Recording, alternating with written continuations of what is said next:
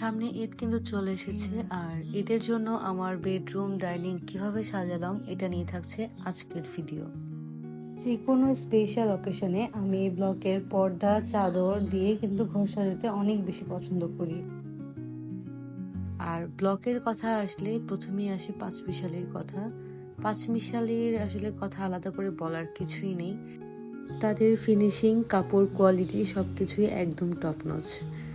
তবে ব্লকের ক্ষেত্রে আমি খুব হিজিবিজি কাজ পছন্দ করি না। আমার কাছে সবসময় একদম সিম্পল আর লাইট কালারই বেশি পছন্দ, যার জন্য আজকে আমি এই লাইট ব্লু আর লাইট পিঙ্ক কালারের বেডশিটটা চুজ করেছি।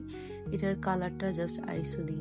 আর উৎসবে ঘরটাকে আরেকটু গর্জিয়াস লাগার জন্য আমি সবসময় প্রিফার করি বেডশিটের সাথে ম্যাচিং কার্টেন। আর এই যে তোমাদের সাথে কথা বলতে বলতে আমার কিন্তু বেডরুমের ডেকোরেশন করা শেষ। পুরো লুকটা একটা ফেস্টিভ ফেস্টিভ ভাইব দিচ্ছে কিন্তু। আর এই কাজটা করার সময় আমার মনে হচ্ছিল যেন আজই ঈদ। এত সুন্দর সাজানো গোছানো ঘরে মিরর ফি কিন্তু না নিলেই না।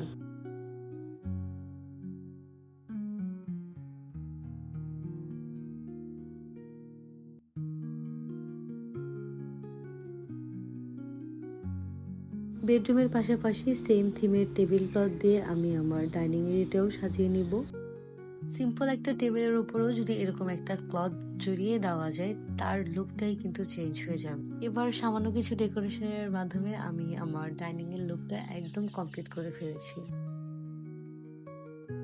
এই ছিল ঈদের জন্য আমার ঘরের করা ডেকোরেশনস। আর তোমাদের এই ডেকোরেশন গুলোর মধ্যে কোনটা বেশি ভালো লেগেছে এটা কিন্তু আমাকে জানাতে ভুলবে না। আর ভালো থাকবে সবাই, আমার জন্য দোয়া করবে। আল্লাহ হাফেজ।